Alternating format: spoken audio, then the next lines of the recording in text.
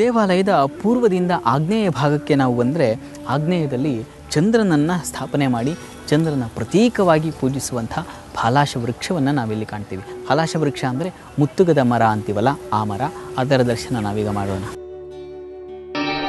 ದಧಿಶಂಖತುಷಾರಾಭಂ ಕ್ಷೀರೋದಾರ್ಣವ ಸಂಭವಂ ನಮಾಮಿ ಶಶಿದಂ ಸೋಮಂ ಶಂಭೋರ್ಮುಕುಟಭೂಷಣಂ.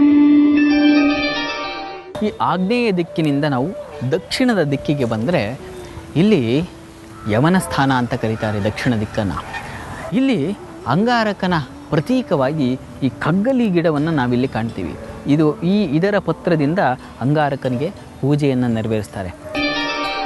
ಧರಣಿ ಗರ್ಭ ಸಂಭೂತಂ ವಿದ್ಯುತ್ ಕಾಂತಿ ಸಮಪ್ರಭಂ ಕುಮಾರಂ ಶಕ್ತಿಹಸ್ತಂ ತಂ ಮಂಗಳಂ ಪ್ರಣಮಾಮ್ಯಹಂ.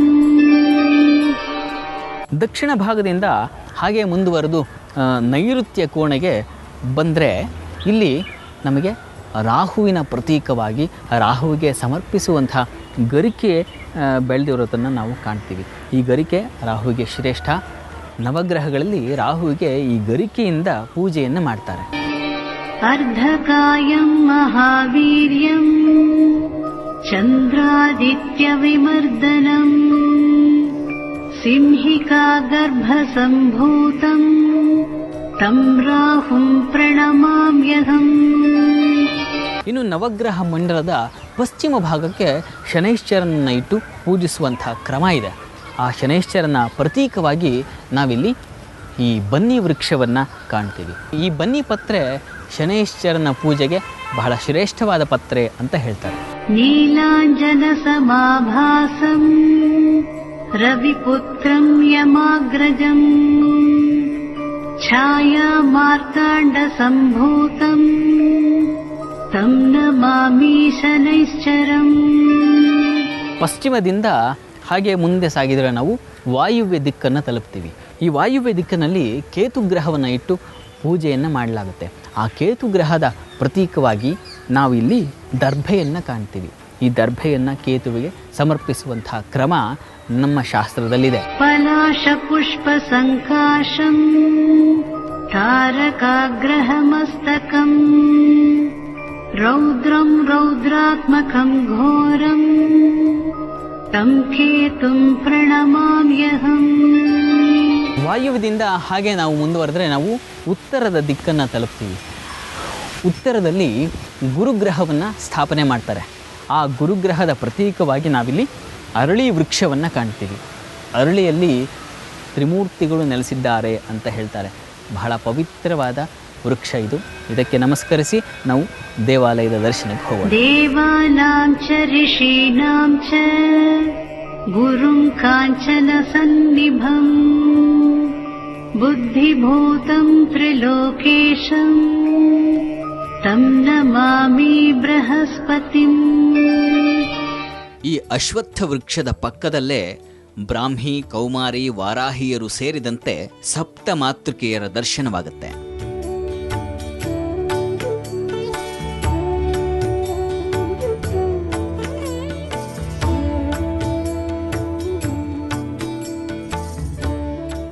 ನವಗ್ರಹಗಳ ಮಧ್ಯಭಾಗದಲ್ಲಿ ಲಕ್ಷ್ಮೀ ಸಹಿತನಾದಂತಹ ನಾರಾಯಣ ಸ್ವಾಮಿ ಇಲ್ಲಿ ನೆಲೆ ನಿಂತಿರುವಂಥದ್ದು.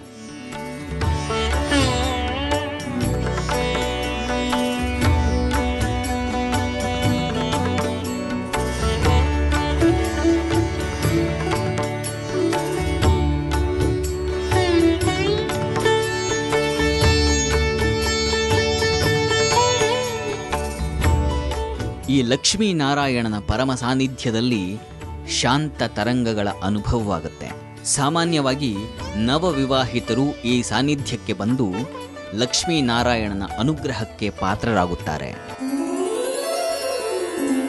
ಸಹಸ್ರಶೀರ್ಷಂ ದೇವಂ ವಿಶ್ವಾಕ್ಷಂ ವಿಶ್ವಶಂಭುವಂ ವಿಶ್ವಂ ನಾರಾಯಣಂ ದೇವಮಕ್ಷರಂ ಪರಮಂ ಪದಂ ವಿಶ್ವತಃ ಪರಮಾನ್ ನಿತ್ಯಂ ವಿಶ್ವಂ ನಾರಾಯಣಗುಂ ಹರಿಂ ವಿಶ್ವಮೇವೇದಂ ಪುರುಷಸ್ತದ್ವಿಶ್ವಮುಪಜೀವತಿ.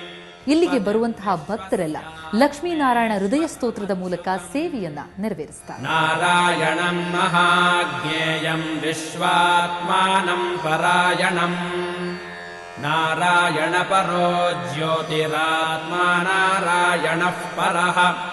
ನಾರಾಯಣ ಪರಂ ಬ್ರಹ್ಮ ತತ್ವಂ ನಾರಾಯಣಃ ಪರಃ. ನಾರಾಯಣ ಪರೋ ಧ್ಯಾತಾ ಧ್ಯಾನಂ ನಾರಾಯಣಃ ಪರಃ. ಯಚ್ಚ ಕಿಂಚಿತ್ ಜಗತ್ ಸರ್ವಂ ದೃಶ್ಯತೆ ಶ್ರೂಯತೆಪಿ ವಾ ಅಂತರ್ಬಹಿಶ್ಚ ತತ್ಸರ್ವಂ ವ್ಯಾಪ್ಯ ನಾರಾಯಣ ಸ್ಥಿತಃ. ಅನಂತಮವ್ಯಯಂ ಕವಿಗುಂ ಸಮುದ್ರೇಂದಂ ವಿಶ್ವಶಂಭುವಂ.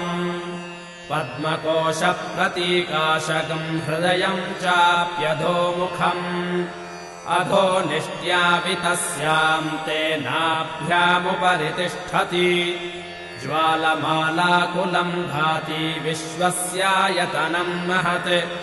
ಸಂತತಗುಂ ಶಿಲಾಭಿಸ್ತುಲಂ ಬತ್ಯಾಕೋಶಸನ್ನಿಭಂ. ತಸ್ಯಾಂ ತೇ ಸುಶಿರಗುಂ ಸೂಕ್ಷ್ಮಂ ತಸ್ಮಿನ್ ಸರ್ವಂ ಪ್ರತಿಷ್ಠಿತಂ. ತಸ್ಯ ಮಧ್ಯೆ ಮಹಾನಗ್ನಿರ್ವಿಶ್ವಾರ್ಚರ್ವಿಶ್ವತೋ ಮುಖಃ.